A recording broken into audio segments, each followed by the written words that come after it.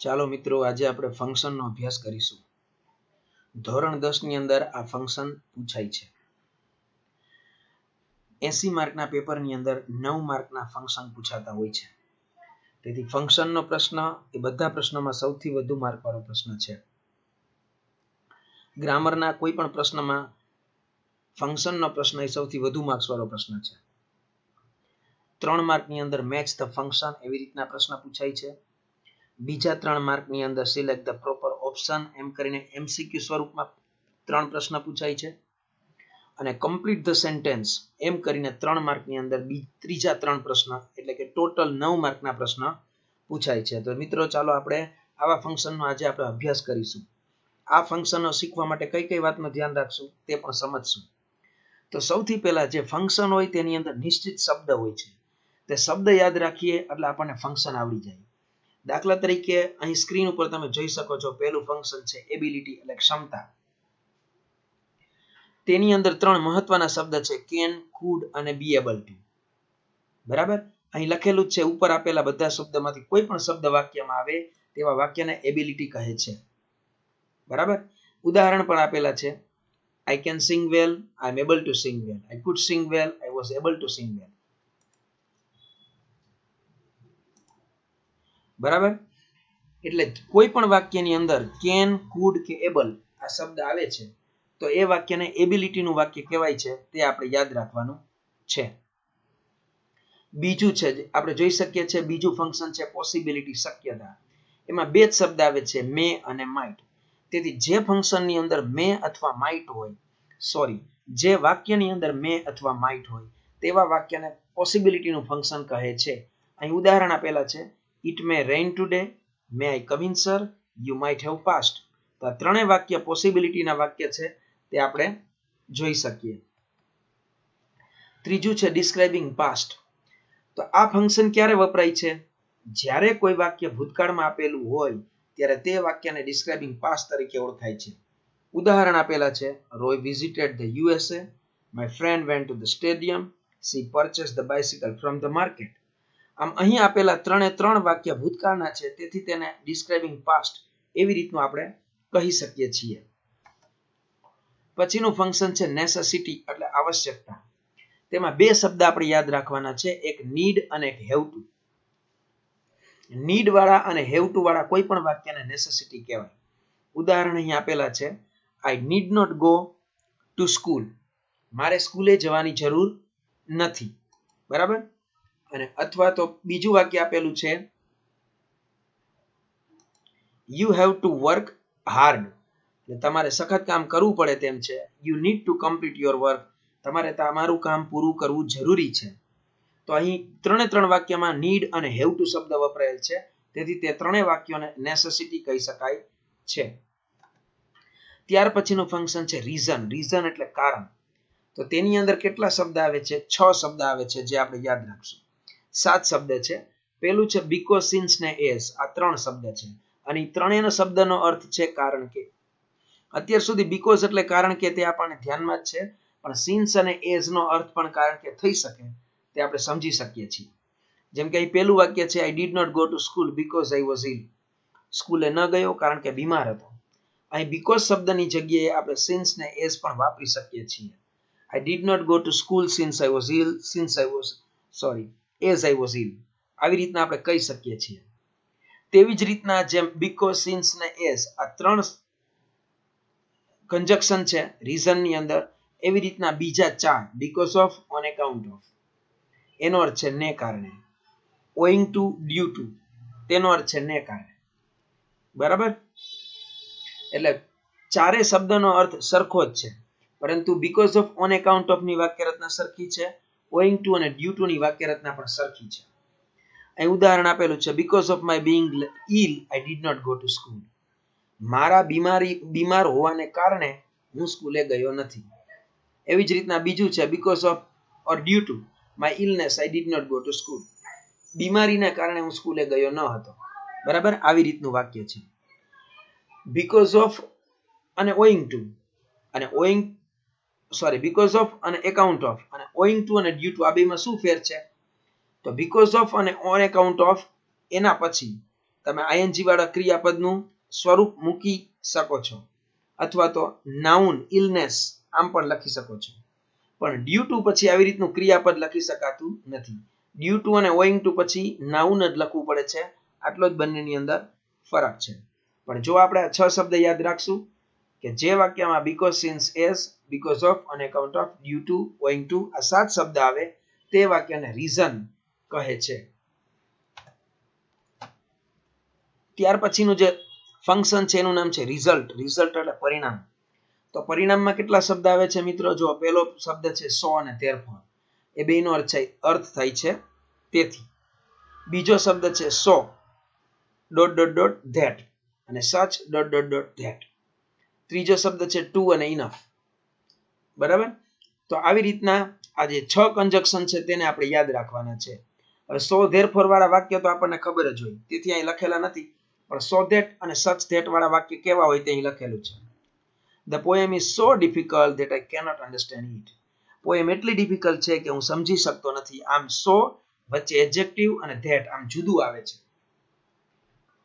તેથી તેને so that, so dot dot that એવી રીતનું કહેવાય છે. પછી this is such a difficult poem that I cannot understand it. આ એવી ડિફિકલ્ટ પોએમ છે કે જેને સમજી શકાતું નથી. આમ સચ પછી ખાલી એડજેક્ટિવ નહીં પણ નાઉન પણ જોઈએ અને પછી ધેટ આવે છે, તેથી સચ પછી પણ ડોટ ડોટ ડોટ કરેલું છે. તેવી જ રીતના ટુ વાળું વાક્ય હોય તો this poem is too difficult to understand આવી રીતનું લખાય છે. અને જો ઇનફ વાળું વાક્ય હોય તો this poem is easy enough to understand આવી રીતનું વાક્ય લખાય છે. ઉપરના ત્રણેય વાક્યનો અર્થ સરખો જ છે. પોએમ એટલી ડિફિકલ્ટ છે કે સમજી શકાતી નથી. અને છેલ્લું એક વાક્ય છે એનો અર્થ એવો છે કે પોએમ એટલી સહેલી છે કે જે સમજી શકાય છે. બરાબર? એટલે આવી રીતે જે વાક્યમાં સો ધેટ, સચ ધેટ, ટુ અને ઇનફ આવા શબ્દ જ્યાં આવે છે તેવા વાક્યને રિઝલ્ટ કહે છે, તે યાદ રાખવું જોઈએ. પછી છે અલ્ટરનેટિવ, વિકલ્પ. વિકલ્પમાં માત્ર બે જ શબ્દ યાદ આપણે રાખવાના છે, એક આઈધર ઓર અને બીજો શબ્દ છે નાઈધર નોર. આઈધર ઓર એટલા માટેનો શબ્દ છે કે જ્યારે કોઈ બે વિકલ્પમાંથી એક વિકલ્પ પસંદ કરવાનો હોય ત્યારે આઈધર ઓર શબ્દ બોલાય છે. નાઈધર નોર એવો શબ્દ છે કે જ્યારે બેમાંથી કોઈ પણ વિકલ્પ પસંદ કરવાનો ન હોય તો ત્યારે નાઈધર નોર શબ્દ વપરાય છે. અહીં ઉદાહરણ આપેલું છે, I will tech either T or coffee, એટલે હું ચા અથવા કોફી લઈશ. અને બીજું ઉદાહરણ છે, I will take neither tea nor coffee, હું ચા પણ નહીં લઉં અને કોફી પણ નહીં લઉં. બરાબર? આવી રીતનો એનો અર્થ છે. જો મિત્રો આગળના જે 6 માર્કના પ્રશ્ન પૂછાય છે ને તેની અંદર આપણને બીજા કોઈ વાક્યના અર્થ સમજાય કે ન સમજાય, ખાલી આપણને જો શબ્દ યાદ રહી ગયા કે અલ્ટરનેટિવમાં આઈધર ઓર નાઈધર નોર આવે છે તો આપણે ખાલી આવા વાક્ય કે જે વાક્યમાં આઈધર ઓર નાઈધર નોર વાપરેલું હોય તેની સામે આપણે આઈધર અલ્ટરનેટિવ આટલું જ લખવાનું હોય છે. બરાબર? પેલા 6 માર્ક છે એની અંદર 3 માર્કમાં એવી રીતના પ્રશ્ન પૂછાય છે અને બીજા 3 માર્કની અંદર જે પ્રશ્ન આપેલો હોય એના જવાબની અંદર 4 આપણને ઓપ્શન આપેલા હોય. તો ઓપ્શનની અંદર આપણે એટલું જ જોવાનું કે જો આપણે અલ્ટરનેટિવ પસંદ કરવાનું છે તો કયા વાક્યમાં આઈધર ઓર અથવા નાઈધર નોર છે તે જ વાક્ય પસંદ કરવાનું. તે રીતના 6 માર્કની અંદર આપણે લખી શકીએ છીએ. પછી છે કન્ડિશન. કન્ડિશન એટલે શરત. એમાં પણ બે જ શબ્દ યાદ રાખવાના છે, ઇફ અને અનલેસ. ઇફ અને અનલેસ જે વાક્યમાં હોય ને તેને કન્ડિશન કહેવાય, યાદ રાખવું.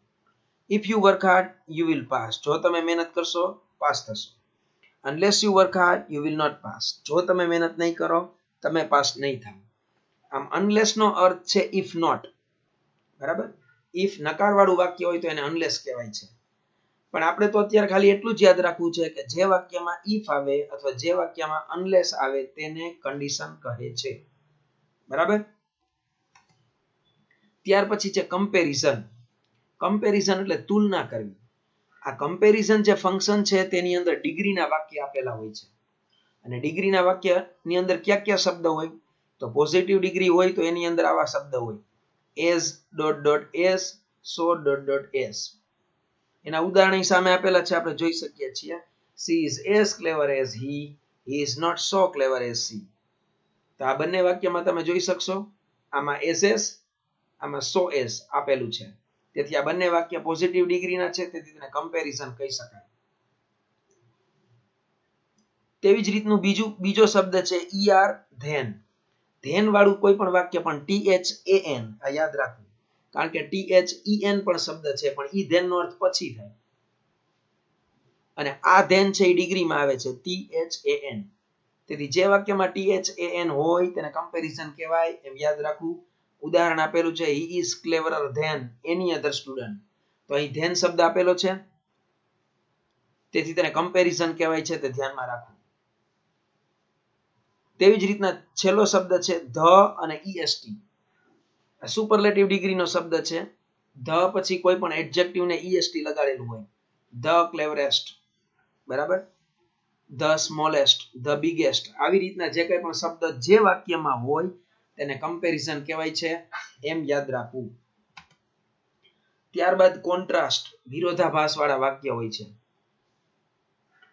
તેમાં છે ધો, ઓલ્ધો, ઇવન ઇફ, હાવેવર અને એઝ. આ જે પાંચે પાંચ શબ્દ છે એનો અર્થ થાય છે જો કે, છતાં પણ. જો કે, છતાં પણ. પછીના જે બે શબ્દ છે ઇન સ્પાઇટ ઓફ અને ડિસ્પાઇટ, એનો અર્થ થાય છે છતાં પણ, હોવા છતાં પણ. અને ત્રીજો શબ્દ છે અને ચોથો શબ્દ છે બટ યટ સ્ટીલ, એનો અર્થ થાય છે પરંતુ, તો પણ, બરાબર, આવી રીતનો અર્થ થાય છે. અહીં બધાના ઉદાહરણ આપેલા છે. Though he is rich he is sad, જો કે તે પૈસાદાર છે પણ દુખી છે. આનું હાવેવર માં આવી રીતના બનાવ્યું, however rich he is sad, ગમે તેટલો પૈસા વાળો હોય તો પણ તે દુખી જ છે. રીચ એઝ હી ઇઝ, જો કે તે પૈસાદાર છે પણ ગરીબ દુખી છે. અને ત્રણેય બધા વાક્યનો અર્થ તો એક જ થાય છે પણ વાક્ય રચના જુદી જુદી છે, તે આપણે જોઈ શકીએ છીએ. ચોથું વાક્ય છે in spite of being rich, પૈસાદાર હોવા છતાં પણ હી ઇઝ સેડ, તે દુખી છે. અને he is rich but he is sad, તે પૈસાદાર છે પણ દુખી છે, બરાબર. તેથી આવી રીતના though, although, even if, however, as, in spite of, despite, but, yet, still, આમાંથી કોઈ પણ શબ્દ કોઈ પણ વાક્યમાં આવે તો તેને કોન્ટ્રાસ્ટનું ફંક્શન કહેવાય, તે યાદ રાખવું જોઈએ. એક ખાસ આમાં પણ ધ્યાન રાખવું ઇવન ઇફ, કારણ કે ઓલો ઇફ શબ્દ આપણે હમણાં હજી શીખા, બરાબર. ઇફ શબ્દ કેમાં આવે છે? કન્ડિશનમાં આવે છે, બરાબર. જે કન્ડિશન છે તેની અંદર ઇફ લખાય છે. તો તેવી રીતના કોન્ટ્રાસ્ટમાં પણ ઇફ લખાય છે, પણ ઇફ નહીં, ઇવન ઇફ કહેવાય છે, બરાબર. એની અંદર ધ્યાનમાં રાખવું. પછી છે મેનર. મેનર એટલે રીતભાત. તેમાં મુખ્ય બે શબ્દ આવે છે, એક એઝ અને એક લાઈક. જે વાક્યમાં એઝ અને લાઈક પણ આવી રીતના આવતા હોય, she speaks as my teacher does, she speaks like my teacher. આનો અર્થ શું થાય? તે બોલે છે, મારા ટીચર બોલે છે તેમ તે બોલે છે. અને આનો અર્થ શું થાય? મારા ટીચરની જેમ બોલે છે, બરાબર. આવી રીતના એઝ અને લાઈક વપરાયેલું હોય તો એને મેનરનું ફંક્શન કહેવાય છે, તે આપણે યાદ રાખવું જોઈએ. ત્યારબાદ ફ્રીક્વન્સી એટલે તીવ્રતા. ઓલવેઝ, નેવર, સમટાઈમ્સ, ઓકેશનલી પ્રસંગોપાત, ઓફ્ટન વારંવાર, રેરલી એટલે ભાગ્યે જ, બરાબર. આવા જે બધા શબ્દ છે એ જે વાક્યમાં આવે તેને ફ્રીક્વન્સી કહેવાય. ઉદાહરણ આપેલું છે, he comes to my home rarely, I occasionally see him, પ્રસંગોપાત જોઉં છું. I have never seen him, ક્યારેય જોયો નથી. તો આ રેરલી, ઓકેશનલી, નેવર આ બધા ફ્રીક્વન્સીના સંયોજક કહેવાય, એના ઓળખ આપતા શબ્દ કહેવાય. તેથી જે વાક્યમાં આટલા શબ્દ આવે છે તેને ફ્રીક્વન્સી કહેવાય, તેમ યાદ રાખવું જોઈએ. ત્યારબાદ ડિસ્ક્રાઇબિંગ પર્સન, પ્લેસ અને થિંગ છે. તો પર્સન માટે પહેલા આ ત્રણ શબ્દ યાદ રાખવા જોઈએ, who, પછી whom અને પછી whose, બરાબર. જે વાક્યમાં who, whom ને whose આવતું હોય, પણ કેવી રીતના? પ્રશ્નાર્થ તરીકે શરૂઆતમાં નહીં, પણ વચ્ચે આવી રીતના આવતું હોય એને ડિસ્ક્રાઇબિંગ પર્સન કહેવાય છે. તેવી જ રીતના પ્લેસ માટે છે વેર અને વેરેવર. આમાં પણ વેર અથવા વેરેવર શબ્દ પ્રશ્ન તરીકે નહીં પણ વચ્ચે આવતું હોય ત્યારે તેને પ્લેસ કહેવાય છે. જેમ કે ઉદાહરણ આપેલું છે, do you remember the place where we have gone. તેવી જ રીતના ત્રીજું વાક્ય છે વોટ વિચ. જે વાક્યમાં વોટ અને વિચ આવતું હોય પરંતુ પ્રશ્ન તરીકે નહીં પણ વાક્યની વચ્ચે આવી રીતના આવતું હોય તો તેને થિંગ, ડિસ્ક્રાઇબિંગ થિંગ કહેવાય છે. Do you know the thing which I want. બરાબર. તેથી આવી રીતના જે બધા વાક્ય છે તેને ડિસ્ક્રાઇબિંગ પર્સન, પ્લેસ અને થિંગ કહેવાય છે, તે યાદ રાખો. પછીનું ફંક્શન છે એનું નામ છે ટાઈમ. ટાઈમ માટે જો કેટલા શબ્દ છે? When, while, as soon as. આ ત્રણેયનો અર્થ તો જ્યારે જ થાય છે. તેથી જે વાક્યની શરૂઆતમાં વેન અથવા વાઇલ અથવા એઝ સૂન આવેલું હોય, એઝ સૂન એઝ આવેલું હોય તેને ટાઈમ કહેવું. એ સિવાય બિફોર આફ્ટર આવેલું હોય, ટીલ અનટીલ આવેલું હોય તો પણ તેને ટાઈમ જ સમજવું. બરાબર. એટલે આમાં ત્રણ વાક્ય આપેલા છે. When he reach the ground the match had began. તો આમાં વેન આવેલું છે તેથી આને સમય કહેવાય. The thief escaped before the police came. આમાં બિફોર આવેલું છે તેથી આને સમય કહેવાય. અને don't leave the office until I tell you. કહું નહીં ત્યાં સુધી તમે ઓફિસ છોડતા નહીં. તો આને શું કહેવાય? આ અનટિલ ને ટાઈમ કહેવાય. તેથી આ બધા શબ્દ ટાઈમ્સ ફંક્શન સૂચવે છે. તેથી આ શબ્દ જે વાક્યમાં આવતા હોય તે વાક્યને ટાઈમ ફંક્શન કહે છે, તે યાદ રાખવું. પછીનું ફંક્શન છે ડિસ્ક્રાઇબિંગ પ્લેસ અથવા લોકેશન. પ્લેસ એકવાર તો આવી ગયું, પણ બીજી વાર એટલા માટે આવ્યું છે કારણ કે જો આપણે વાંચીએ નીચે, જ્યારે કોઈ સ્પેસિફિક લોકેશન નિશ્ચિત સ્થાન આપેલું હોય ત્યારે ડિસ્ક્રાઇબિંગ લોકેશન કહેવાય છે. કોઈ નિશ્ચિત જગ્યા આપેલી હોય તો એને કહેવાય છે ડિસ્ક્રાઇબિંગ લોકેશન અથવા ડિસ્ક્રાઇબિંગ પ્લેસ. દાખલા તરીકે અહીં લખેલું છે જો, I will meet you at the Cosmoplex theatre. તો કોસ્મોપ્લેક્સ થિયેટર ઈ શું છે? સ્થાન છે. You can see me standing near the ICICI bank. તો આઈસીઆઈસીઆઈ બેંક ઈ શું છે? સ્થાન છે, લોકેશન છે. તેથી આ બંને વાક્યોને આપણે ડિસ્ક્રાઇબિંગ લોકેશન એવી રીતનું કહી શકીએ છીએ. ત્યાર પછીનું છે ઇમોશન. ઇમોશન એટલે ભાવ. જે વાક્યોની અંદર આવા શબ્દ કંઈક અલગ ભાવ ઉભો કરતા હોય, ઓ, વાવ, હુર્રે, બ્રેવો, વેલ ડન, આવા જે શબ્દ હોય અથવા કોઈ એક્સક્લેમેટરી સેન્ટેન્સ હોય, ઉદ્ગાર વાક્ય, તો તેને ઇમોશન કહે છે, તે યાદ રાખવું જોઈએ. ઉદાહરણ પણ બે આપેલા છે, જોઈ શકશો આપણે. વાવ, વોટ અ બ્યુટીફુલ પિક્ચર. અને બીજું, how nicely you have drone. આશ્ચર્ય છે. બરાબર. તેથી આ વાક્ય ઉદ્ગાર વાક્ય છે અને આમાં વાવ શબ્દ આવેલો છે. તેથી આ બંને વાક્યોને આપણે ઇમોશન કહી શકીએ. તેથી અહીં આપેલા કોઈ પણ શબ્દ જે વાક્યમાં આવે છે તેને ઇમોશન કહેવાય છે, તે યાદ રાખવું.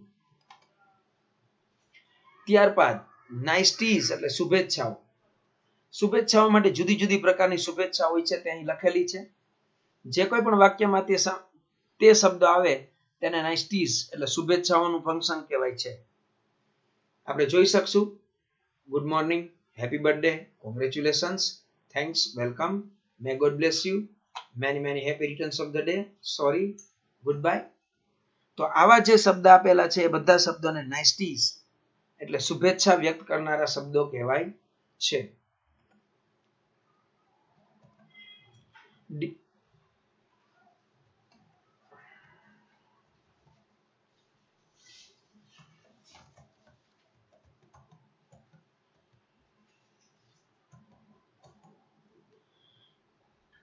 હવે પછીનું આગળનું જે ફંક્શન છે એનું નામ છે પોઈન્ટ ઓફ ટાઈમ.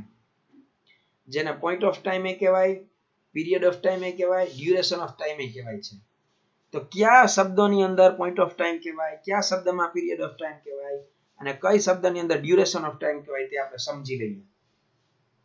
તેમાં મુખ્ય 4 શબ્દ છે: since plus time, for plus time, how long, since when. નીચે આપેલા બંને શબ્દ છે તે પ્રશ્ન વાક્ય માટેના છે. પોઈન્ટ ઓફ ટાઈમ નો અર્થ થાય નિશ્ચિત સમય. તેથી નિશ્ચિત સમય શેનાથી દર્શાવાય છે? તો નિશ્ચિત સમય દર્શાવાય છે સિન્સ પ્લસ ટાઈમ થી. બરાબર. અથવા નિશ્ચિત સમય દર્શાવાય છે સિન્સ વેન વાળા પ્રશ્નથી. તેથી તે સિન્સ ટાઈમ અને સિન્સ વેન જે વાક્યમાં આવે તેને પોઈન્ટ ઓફ ટાઈમ કહી શકીએ છીએ. બરાબર. જેમ કે ઉદાહરણ આપેલું છે, આઈ બીન લિવિંગ ઇન રાજકોટ સિન્સ 2000. 2000 થી અમે રાજકોટમાં રહીએ છીએ. તેવી જ રીતના since when do you do this work, ક્યારથી તમે આ કામ કરો છો? તો આ બંને વાક્યને આપણે પોઈન્ટ ઓફ ટાઈમ કહી શકીએ છીએ. તેવી જ રીતના બીજો શબ્દ છે ફોર પ્લસ ટાઈમ અને હાઉ લોંગ. આ શબ્દો પીરિયડ ઓફ ટાઈમ એટલે કે અનિશ્ચિત સમયની અંદર આવે છે, જેને ડ્યુરેશન ઓફ ટાઈમ પણ કહેવાય છે. તેથી પીરિયડ ઓફ ટાઈમ ને ડ્યુરેશન ઓફ ટાઈમ એ બે એક શબ્દ જ કહેવાય. બરાબર. તેથી ફોર પ્લસ ટાઈમ જે વાક્યમાં આવે અથવા હાઉ લોંગ જે વાક્યમાં આવે તેને પીરિયડ ઓફ ટાઈમ પણ કહી શકીએ અને ડ્યુરેશન ઓફ ટાઈમ પણ કહી શકીએ. તો અહીં લખેલું છે, આપણે જોઈ શકીએ, I have been living in Rajkot for 20 years. તો for 20 years, for plus time આપેલો છે, તેથી તેને શું કહેવાય છે? પીરિયડ ઓફ ટાઈમ અથવા ડ્યુરેશન ઓફ ટાઈમ. તેવી જ રીતના how long are you going to stay, આમાં હાઉ લોંગ થી પ્રશ્ન પૂછેલો છે, તેથી તેને પણ ડ્યુરેશન ઓફ ટાઈમ અથવા તો પીરિયડ ઓફ ટાઈમ કહેવાય છે. બરાબર. તેથી આપણે યાદ રાખશું પોઈન્ટ ઓફ ટાઈમ ની અંદર કયા શબ્દ આવશે અને પીરિયડ ઓફ ટાઈમ અથવા ડ્યુરેશન ઓફ ટાઈમ તેની અંદર કયો સમય આવશે. ફરીથી પાછું, પોઈન્ટ ઓફ ટાઈમ એટલે નિશ્ચિત સમય, પીરિયડ ઓફ ટાઈમ એટલે અનિશ્ચિત સમય, ડ્યુરેશન એટલે સમયગાળો, ડ્યુરેશન ઓફ ટાઈમ એટલે સમયગાળો. ત્યાર પછી છે સીકિંગ ઇન્ફોર્મેશન અથવા ઇન્ક્વાયરી એઝ નેચર. સીક એટલે શોધવું, આપણે હાઇડ એન્ડ સીક આપણને શબ્દ ખબર જ છે. હાઇડ એટલે સંતાવવું, સીક એટલે શોધવું. સીકિંગ ઇન્ફોર્મેશન એટલે માહિતી શોધવી. ઇન્ક્વાયરી એઝ નેચર એટલે સાહજિક પ્રશ્ન કરવા, સ્વાભાવિક પ્રશ્ન પૂછવા, તેને ઇન્ક્વાયરી કહેવાય છે અને સીકિંગ ઇન્ફોર્મેશન કહેવાય છે. તેમાં લખેલું છે, જો આપણે વાંચીએ, WH ઇન્ટ્રોગેટિવ પ્રોનાઉન થી શરૂ થતા પ્રશ્ન વાક્યને સીકિંગ ઇન્ફોર્મેશન અથવા ઇન્ક્વાયરી એઝ નેચર ઓળખાય છે. જે પ્રશ્ન વાક્યની શરૂઆત WH ઇન્ટ્રોગેટિવ પ્રોનાઉન થી થઈ હોય તેને આ બેમાંથી કોઈ પણ ઓપ્શન આપી શકીએ છીએ. કોઈ પણ ફંક્શન થી આપણે એને ઓળખાવી શકીએ છીએ. ઉદાહરણ આપેલા છે અહીં 4 વાક્યના. Where do you come from? Why have you been late? Whose story are you reading? How many rupees do you have? તો આ 4 વાક્યની અંદર WH જે વપરાયેલા છે તે WH ઇન્ટ્રોગેટિવ પ્રોનાઉન હોવાથી તેને સીકિંગ ઇન્ફોર્મેશન અથવા ઇન્ક્વાયરી એઝ નેચર તરીકે ઓળખાય છે. ખાલી એક વસ્તુને આપણે અહીં મિત્રો ધ્યાનમાં રાખશું, ઇન્ક્વાયરી શબ્દનો સ્પેલિંગ આઈ થી પણ ચાલુ થઈ શકે છે. ત્યાર પછીનું ફંક્શન છે રિપોર્ટિંગ ઇવેન્ટ એટલે ઘટનાની પ્રસ્તુતિ. તો આમાં આપણે એમ યાદ રાખવું જોઈએ કે ઇનડાયરેક્ટ સ્પીચનું કોઈ પણ વાક્ય હોય ને તેને રિપોર્ટિંગ ઇવેન્ટ કહેવાય. આ બધા ઇનડાયરેક્ટ સ્પીચના વાક્ય છે. જો આપણને ઇનડાયરેક્ટ સ્પીચનો ટોપિક આવડતો હોય તો આપણે આ સમજી શકીએ છીએ. He told her that he was late because of rain. He ordered me to go outside. આ આજ્ઞાર્થ વાક્ય છે. She wished me good morning. આ ઓપ્ટેટિવ સેન્ટેન્સ શુભેચ્છા દર્શક વાક્ય છે. અને ચોથું વાક્ય she asked him if he knew about it.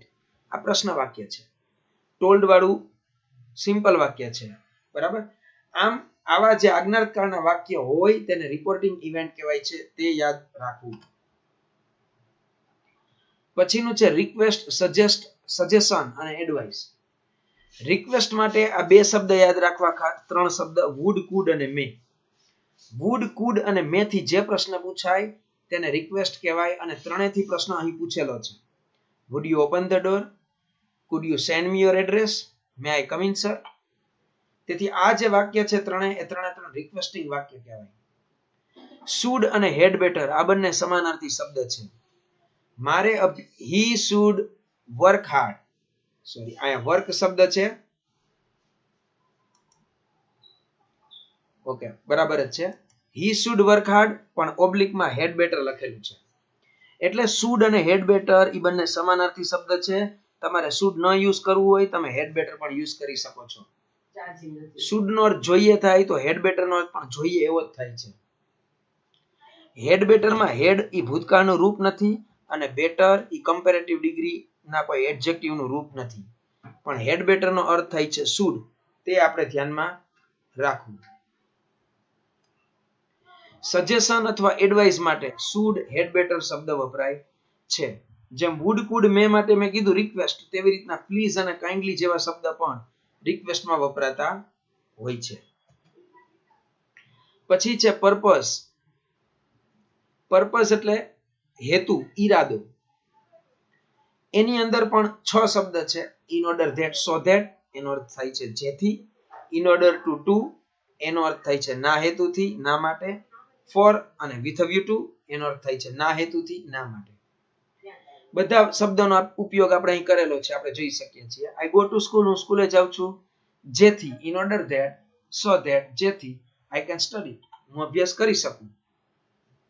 આમાં અહીં પહેલા વાક્યમાં in order that so that શબ્દ વપરાયેલ છે.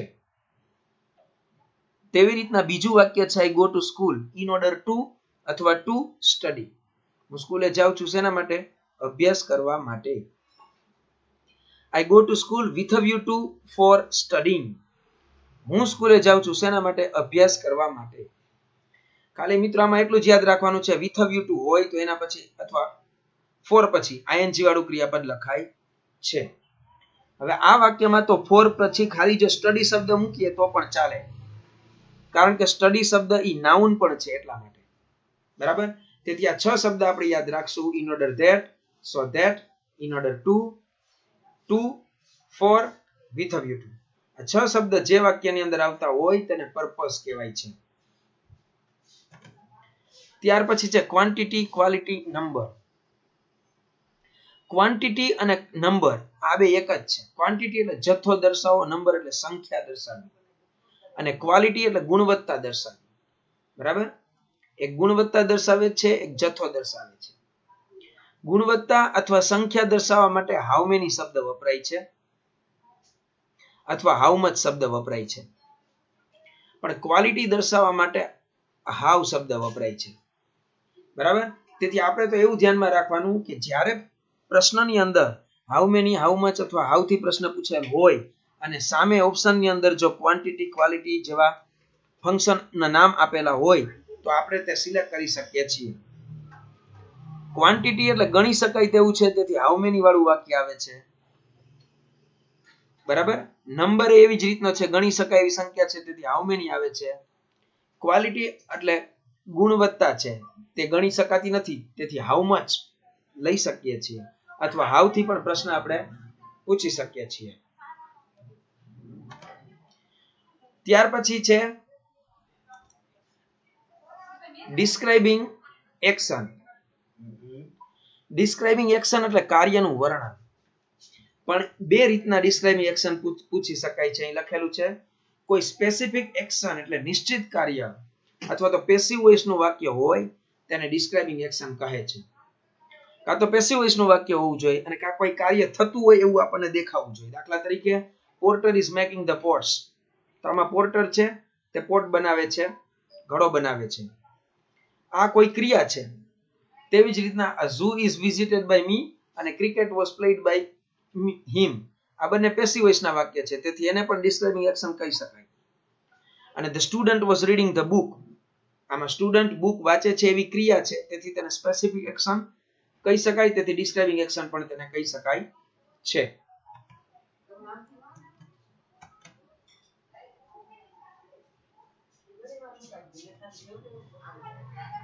પ્રોસેસ, કોઈ વસ્તુ બનાવવાની રીત. ડિસ્ક્રાઇબિંગ પ્રોસેસ શબ્દ છે. જ્યારે કોઈ વસ્તુ અથવા વાનગી બનાવવાની પદ્ધતિ કહેવાતી હોય અને ખાસ કરીને આજ્ઞાર્થ વાક્યમાં હોય ત્યારે તે વાક્યને ડિસ્ક્રાઇબિંગ પ્રોસેસ કહે છે. અહીં ઉદાહરણ આપેલું છે, જો pour a little oil in the pan and make it hot. Pan ની અંદર થોડુંક ઓઇલ નાખો, તેલ નાખો અને પછી એને ગરમ કરો. add some tea leaves and a little sugar. થોડાક ચાય પત્તી અને ખાંડ એની અંદર એડ કરો. આમ આજ્ઞાર્થ વાક્ય પણ છે અને કંઈક વસ્તુ બનતી હોય, કંઈક વાનગી બનતી હોય એવી રીતનું વર્ણન પણ તેમાં છે, તો તેને ડિસ્ક્રાઇબિંગ પ્રોસેસ એવી રીતનું કહેવાય છે. ત્યાર પછી છે ઓપિનિયન અથવા સપોઝિશન. ઓપિનિયન માટે એકોર્ડિંગ ટુ શબ્દ છે. ઓપિનિયન નો અર્થ થાય છે મંતવ્ય. દાખલા તરીકે according to me you can not pass this exam. મારા મત પ્રમાણે તું એક્ઝામ પાસ થઈ શકે નહીં, તો આને ઓપિનિયન કહેવાય છે. સપોઝિશન નો શું થાય? સપોઝિશન એટલે ધારણા. તો એવા વાક્યો કે જેમાં ગેસ એટલે અનુમાન, સપોઝ એટલે ધારવું, અથવા સપોઝિશન નો એઝ ઇફ શબ્દ આવતો હોય તો તેને સપોઝિશન કહેવાય છે. ઉદાહરણ આપેલું છે, I guess we will win the match. મારું અનુમાન છે આપણે જીતી જઈશું. I suppose you will work well. હું ધારું છું તમે સારું કામ કરશો. He draws as if he were a painter. He draw કરે છે જાણે કે એક પેન્ટર હોય. આમ જે વાક્યમાં ગેસ અથવા સપોઝ અથવા એઝ ઇફ એવા શબ્દ જે વાક્યમાં આવેલા હોય તેને સપોઝિશન નું ફંક્શન કહી શકાય છે. તેથી મિત્રો આ બધા જે ફંક્શન છે, આટલા ફંક્શનને જો આપણે યાદ રાખશું અને એમાં રહેલા સંયોજક અથવા નિશ્ચિત શબ્દોને જો આપણે યાદ રાખશું તો આપણે 6 માર્કનું જે લખવાનું છે મેચ ધ ફંક્શન અને select the proper option MCQ પ્રશ્ન, એ તો આપણે વ્યવસ્થિત રીતના 6 માંથી 6 માર્ક મેળવી શકીએ છીએ. બાકી જે 3 માર્કના કમ્પ્લીટ ધ સેન્ટેન્સ છે તેની અંદર અમુક શબ્દો માટેની વાક્ય રચના આપણે શીખવી પડે. તેથી આ વિડીયોની અંદર આજે આપણે આટલું જ શીખીએ છીએ. Thank you.